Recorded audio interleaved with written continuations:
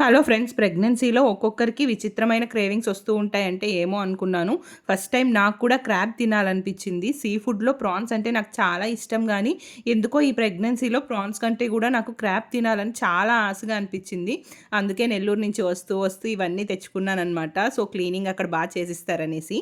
నేనెప్పుడూ crab curry అయితే try చేయలేదు. ఫస్ట్ టైమ్ యూట్యూబ్‌లో చూసి రెసిపీ అయితే ట్రై చేశాను. క్రాబ్ పులుసు చేశానండి. సో, ఎలా వస్తదనేది నాకు గూడా తెలీదు. హిట్టా ఫట్టా అనేది లాస్ట్‌లో చెప్పాల్సిందే.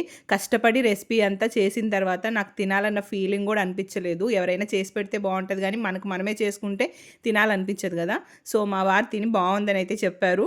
హిట్ అని చెప్పను, ఫట్ అని చెప్పను. మొత్తానికి యావరేజ్‌గా అయితే ఉన్నిందనుకుంటున్నాను నేను. ప్రెగ్నెన్సీలో డేస్ పాస్ అయ్యే కొంది ఏదో చెప్పలేని టెన్షన్ అనమాట. మేబీ డెలివరీకి దగ్గరవుతున్నామనో, లేకపోతే బేబీ బంప్‌ని మిస్ అవుతున్నామనో తెలీదు గానీ, మైండ్ అంతా కూడా ఒక రకమైన టెన్షన్ ఎప్పుడూ ఉంటది. ఇంకా థర్డ్ ట్రైమిస్టర్ వచ్చేసరికి చాలా కష్టంగా ఉంటది ప్రెగ్నెన్సీ. చాలా మందికి కాళ్ళలో స్వెల్లింగ్ ఒస్తది, హ్యాండ్స్‌లో స్వెల్లింగ్ ఒస్తది. ప్రస్తుతానికి దేవుడి దయ వల్ల నాకైతే ఇంకా ఏం లేదు. నా ప్రెగ్నెన్సీ జర్నీ పక్కన పెడితే మొత్తానికి క్రాబ్ కర్రీ అయితే బానే వచ్చింది.